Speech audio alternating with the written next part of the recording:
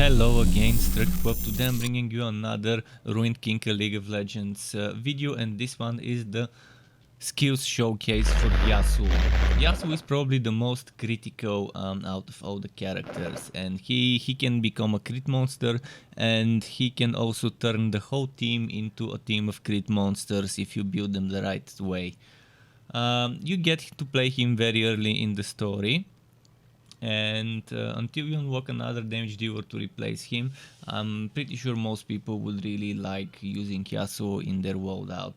Whether Yasuo is your cup of tea, whether it fits your playstyle, hopefully this video helps you. In the video I'll be showing you the abilities and the upgrades for each ability that has such. I'll be showing you the runes, the rune mastery bonuses, the rune passive unlocks or whatever you want to call them, as well as in the end I'm throwing some more bonuses regarding equipment and as well as how to farm rune shards. So buckle up and enjoy the video. Starting with the abilities, I think it's nice to first mention that every class has few different types of abilities. 3 instant abilities, 6 lane abilities that you unlock as you level up. Eventually one after the other you would unlock all of them. And up to 3 ultimates. The last final third ultimate, you would need to do a quest to unlock it, which would make you go to certain places. I haven't bothered to do it because Yasuo was not in my main team and it felt like the quest wasn't to my liking. So I won't be able to show you and talk about the final ultimate, but I can talk about the other two. Every hero also has a dungeon ability and a passive. Yasuo's dungeon ability, Tornado Slash. I will first demonstrate it. What is a dungeon ability? Ability that you can use while moving around the map, and if there's monsters around you, you can end up doing something like damage or pulling an enemy in Pike's case. So in this case, it's this tornado that damages and as well slows enemies when they enter combat. So they start with the slow debuff on them. It can activate windmill type crank switches, which you would need to use a Yasuo to activate those in a few places. It also can disperse some air-based hazards such as mists and fogs.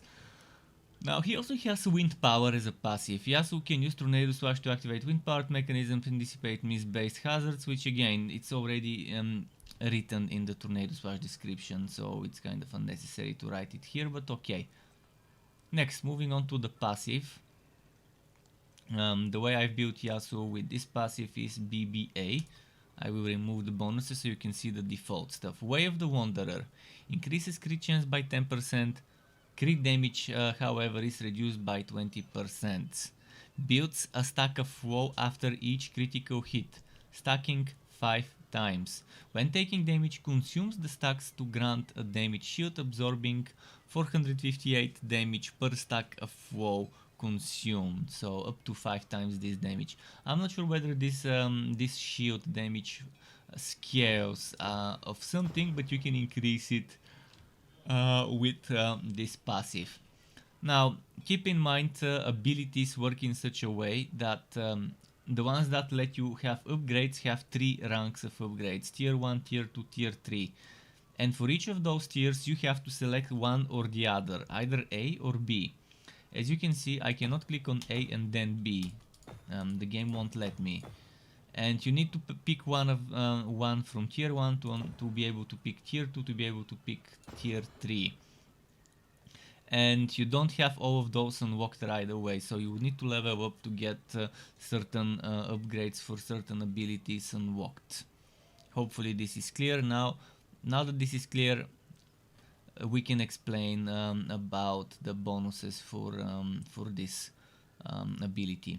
1A gains 20% more crit chance from items. 1B increase the damage shield granted by each stack of woe by 91.7. 2B each stack of woe will also ward for overcharge when consumed. 2A can store an additional stack of woe. 3A removes the crit damage penalty, which, if you remember, was 20%, but now it's only 1%. And 3B allows foe to carry over between battles, which is pretty solid, by the way, if you ask me. I wanna talk about this. Yasuo Overcharge Mastery rank 3 increases crit damage by 15% per 10 overcharge used on that ability. And overcharge is a system that works like mana, that goes beyond your mana bar. And even if you have 0 mana, you can gain overcharge and then use the overcharge instead of mana. But that doesn't mean you can't have full mana, like in my case 90. I can have 90 out of 90 and I can probably get 20 overcharge and use that 20 overcharge on an ability that costs 20. If I use it on an ability that costs 25, it would use 5 of my mana because I only have 20 overcharge. But I hope this kind of gives you an idea how overcharge works. Moving on to instant abilities. Starting with the spammy Steel Tempest. I've got it as a AAA, but again you can have a different setup if you like, to experiment with things. Steel Tempest deals damage, generates 12 overcharge, grants 1 stack of Steel Tempest, and at max levels the next Gathering Storm or Raging Wind will cost no mana. Gathering Storm and Raging Wind are abilities, you'll see them in a moment. And they would also have 60% reduced recovery time. 1A grants an additional stack of Steel Tempest. 1B generates an additional 5 overcharge on cast. 2A deals an additional 275 damage. I'm not sure if this stacks, if this scales. Some damages scale, some don't. Most likely with stronger weapons this might be stronger as well. 2B, full Steel Tempest stacks also increase damage of the next Gathering Storm or Raging Wind by 15%. 3A applies Sunder, increasing physical damage taken by 10% for 3 turns. Steel Tempest 3B adds a bleed dealing 572 true damage over 3 turns. Next is the Barrier. Every hero has one such skill. This is Wind Wall. Reduces all damage taken by 40%, reduces damage from projectiles by an additional 20%. Here I had no points, by the way. Let's put those how they were. So you're seeing the default. So 1A you can do, if attacked while active, increases crit chance by 5% for 1 turn, stacks multiple times. That means if you get attacked multiple times in 1 turn, you can get more stacks of that 5%, and it doesn't say that there's a limit as well. Wind Wall 1B grants 5 overcharge. 2A reduces projectile damage taken by additional 15%. 2B projectile defense lasts an extra turn. 3A projectile defense applies to the entire party. Let this sink for a bit. 3B, next speed lane ability will be 20% faster. And that leads us to Eye of the Wind, which I have as a BAB, the baby setup. Eye of the Wind increases crit of all allies by 15% for 2 turns, has 50% reduced recovery time. 1A generates 5 overcharge. 1B, Yasuo gains an additional 5% crit chance from the buff. 2A provides an additional 5% crit chance. 2B adds a stack of woe to Yasuo. 3A pushes allies forward by a small amount, and this is one of the things that the game is not explaining well. How does the push forward and push backwards mechanic work? 3B lasts an additional turn. That's for Eye of the Wind. This leads us into lane abilities. Starting with Sweeping Blade, we have an ability that deals X damage to the target and a nearby enemy, grants a stack of Steel Tempest per critical strike. 1A increased crit chance of that specific skill by 10%. 1B, increase damage of each strike by 110. I think this is non-scaling. 2A, can crits inflict a bleed dealing X true damage over 3 turns. 2B, crits grant 10 overcharge. 3A, hits all enemies but reduces the damage of each strike by 275. Seems to be non-scaling damage. Sweeping Blade 3B has a 25% chance to grant an extra turn, which is amazing, by the way. Many heroes have one such ability with 20-25% to grant an extra turn, and I really love using those passive upgrades for abilities. Meditate removes up to 2 debuffs from self, grants a stack of woe for each debuff cleansed, has no recovery time. 1A is cleanses an additional debuff. 1B grants 3 overcharge per debuff cleansed. 2A adds a stack of 10% attack power per cleansed debuff lasting 2 actions. 2B adds a stack of 10% crit chance per cleansed debuff lasting 2 actions. 3A cleanses 1 debuff from each ally champion. 3B heals Yasuo for 495 HP per cleansed debuff. I'm not sure if this is scaling. This leads us to Gale Strike, which I have as a double A. Deals X damage over 2 hits and applies Cutting Wind, dealing an additional true damage each time they are hit for 3 turns or 16 hits. And what I'm noticing here, the initial damage is 10 times the damage, the true damage each time they're hit. If you're seeing the thing here. Now, it also says each proc will grant the attacker 4% crit chance for 1 turn. But that is because I just got it from here. Now, 1A deals 220 additional damage per 10 overcharge spent.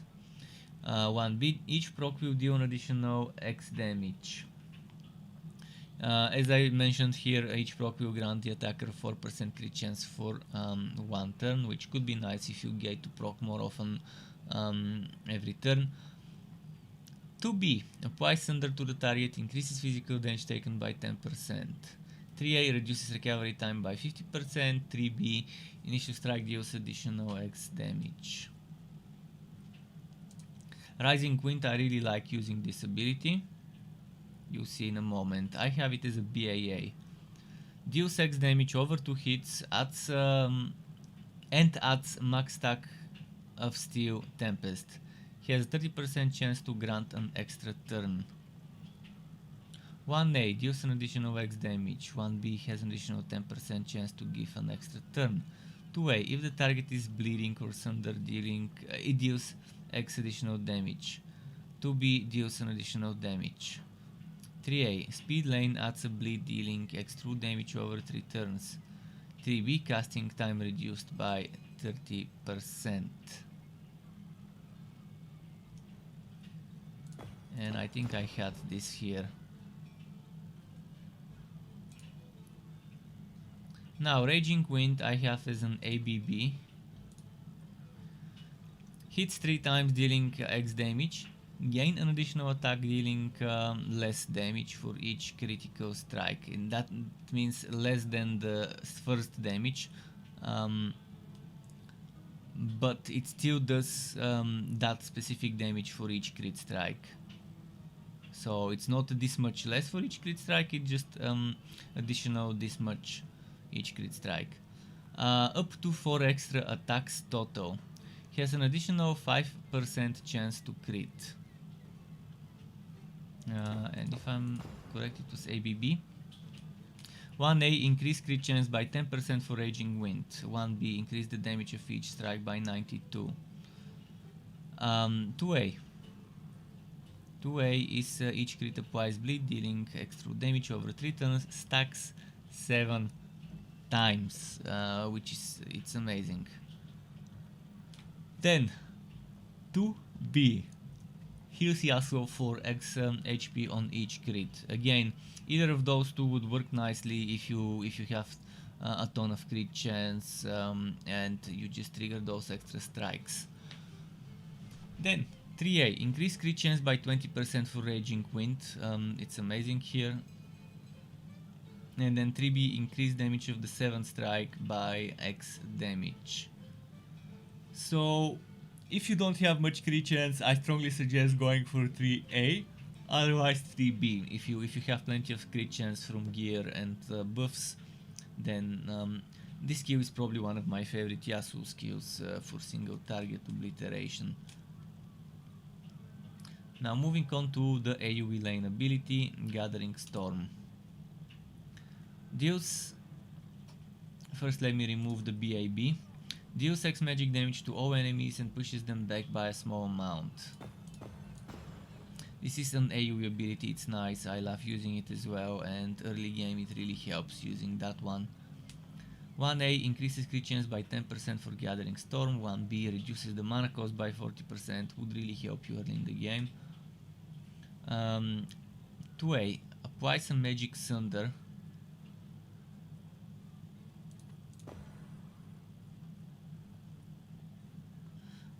Applies Magic Thunder, increases magic damage taken by all creatures by 10% for 3 turns. 2B deals an additional X damage if the target is bleeding, poisoned or ignited. And 3A increases push back amount by 100. 3B deals an additional X damage to each creature. Now let me explain how lane abilities work, because I didn't mention it at the beginning. In this game there are 3 lanes when you are fighting: speed lane, balance lane and power lane.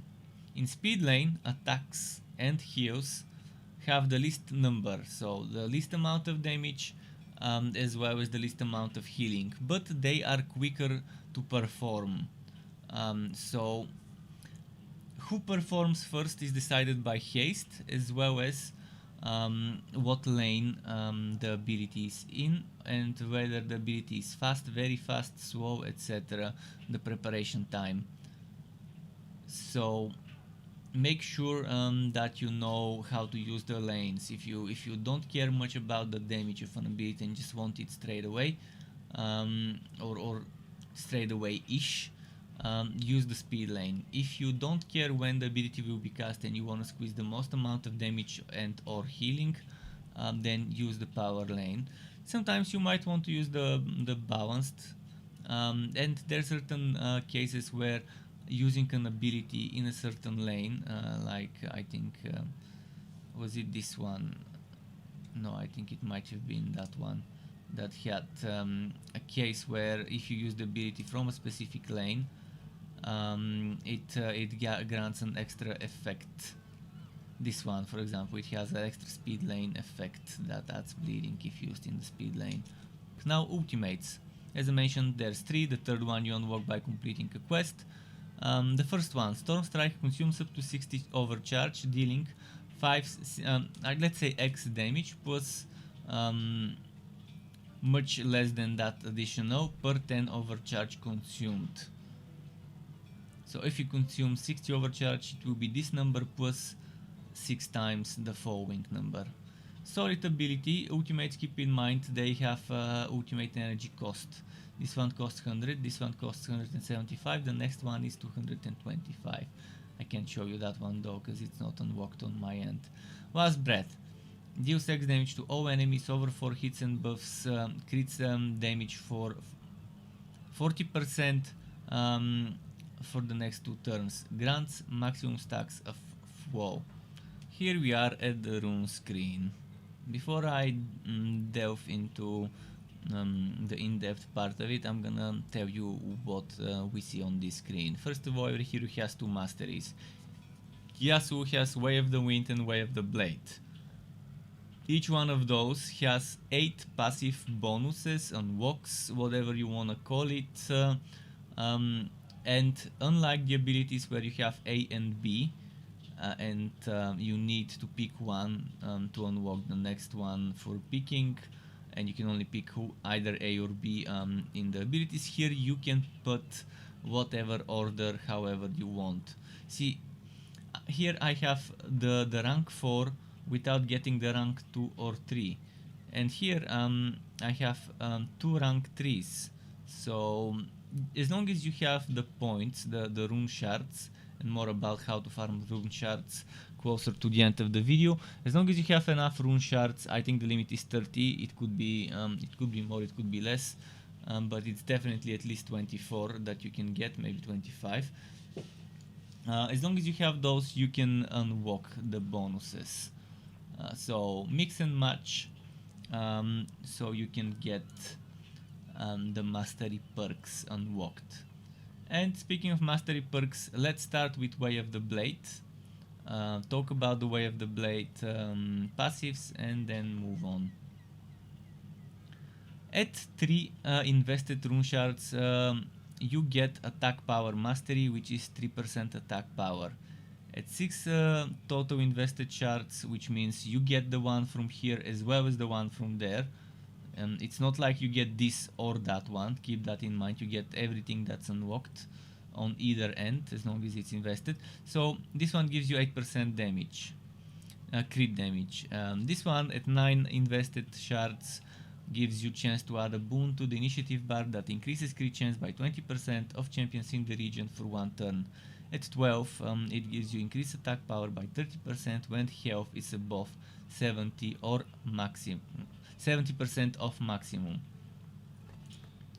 Now with 1 shard you can get something like this, 10% chance that any attack will award 20 overcharge, or this 5% attack power. A cost of 2 for begin battle with 15 overcharge. Another cost of 2 is increase the damage of critical hits by an additional 12%. For the price of 3 you can get increase the damage of crit hits by an additional 18%, and also for 3 shards you get increased attack power by 15%. For 4 shards you can get 30% increased lifesteal, or you can also get this one, crit damage is increased by 12% and crit chance by 10%.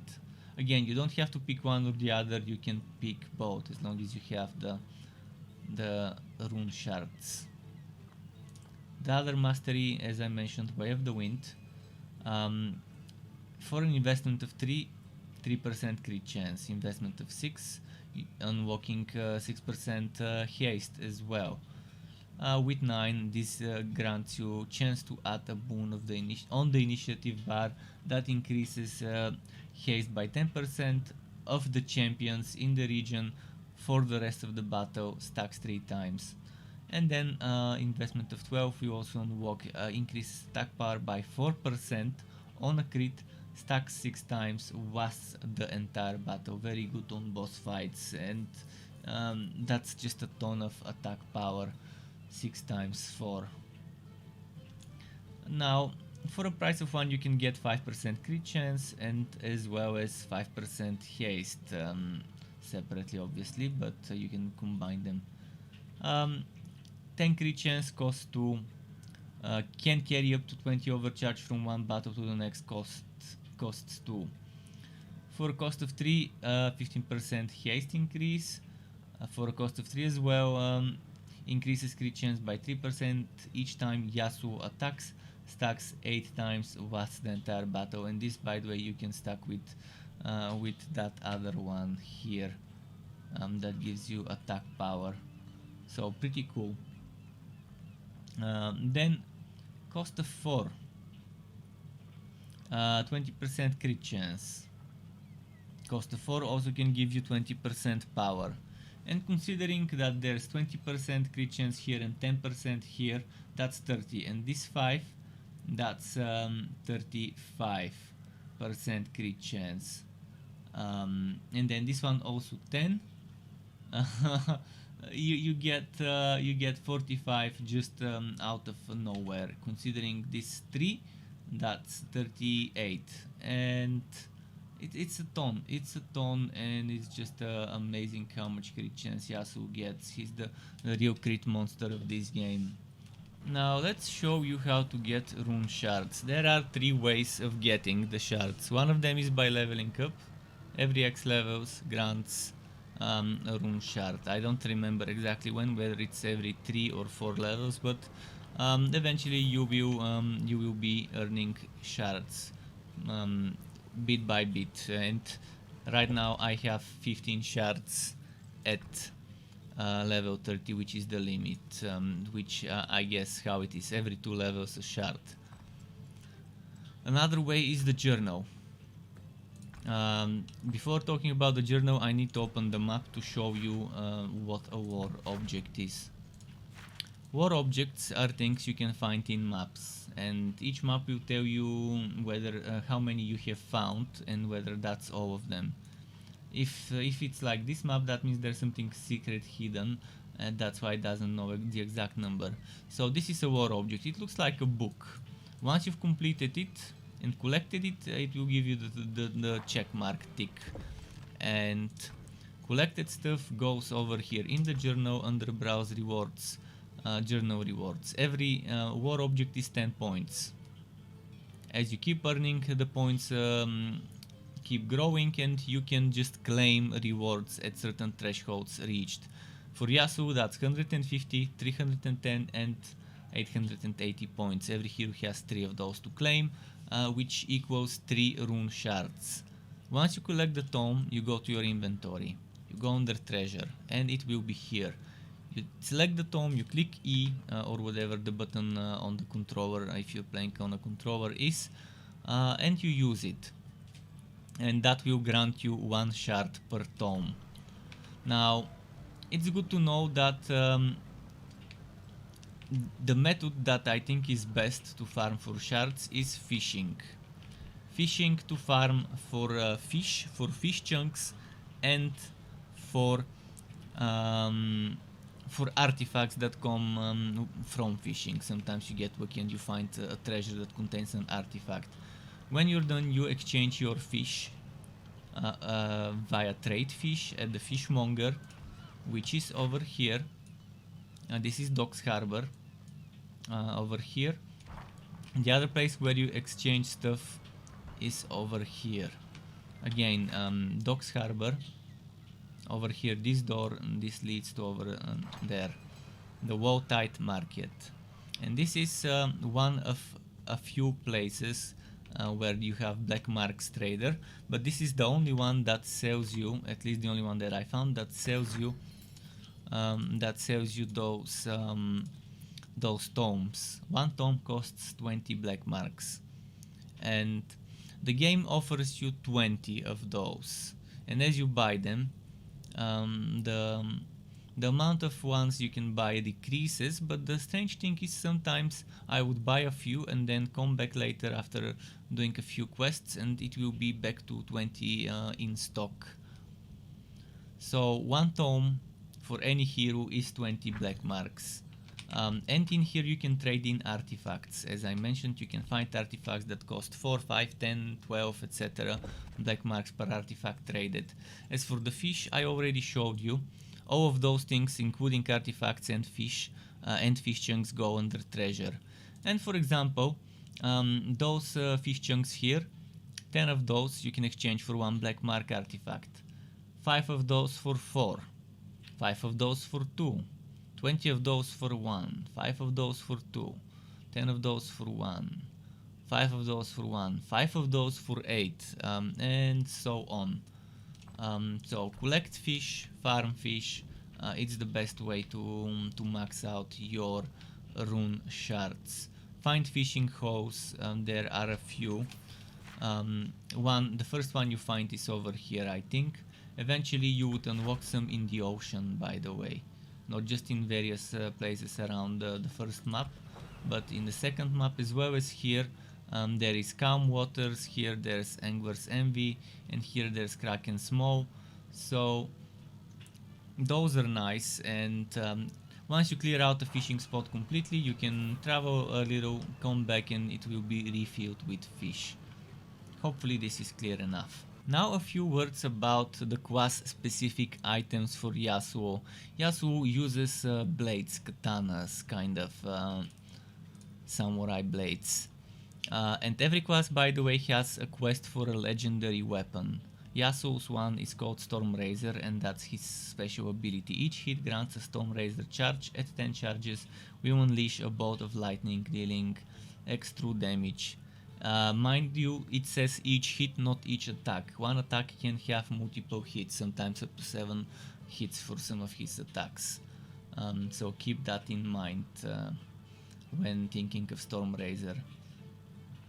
Storm Razor you get kind of late in the game because you unlock the zone and the forge that lets you get the quest for the Storm Razor kind of late in the game, but it's definitely a great weapon, level 28 legendary, so it's amazing. The other piece of equipment that he has that's just for him is the armor being tunic. So every hero has their own type of weapon and their own type of armor. So this guy's shields, this Gao is orbs, etc. This one's pistols and so on. Yasuo is, as I mentioned, blades. And for armor, this guy's like plates, powdrons, this one is vestments, this one is coats, this one is cloaks. Yasuo has tunics, so the armor that Yasuo wears, you cannot give it to others. However, you can share rings, necklaces and trinkets in between heroes, so keep that in mind. I like building him for damage and crit, as well as a little bit of stamina. But some people might want to prefer to test a haste build or a wife steal build. There's a lot of possibilities. Experiment and enjoy experimenting.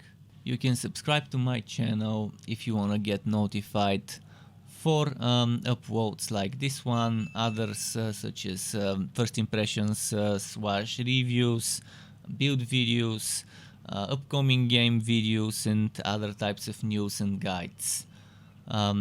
Make sure to click the bell button if you don't want to miss out the notifications, and keep in mind that my channel also has something called memberships that grants you access to special drawn by me emotes and membership badges. And memberships, by the way, are something that's a monthly payment which you can cancel at any time once you feel like it.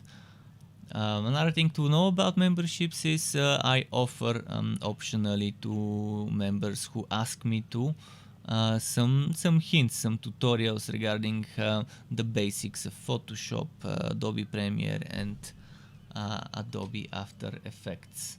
Thank you again, Struck, for watching this video up until the end. Keep it cool until next time, and goodbye.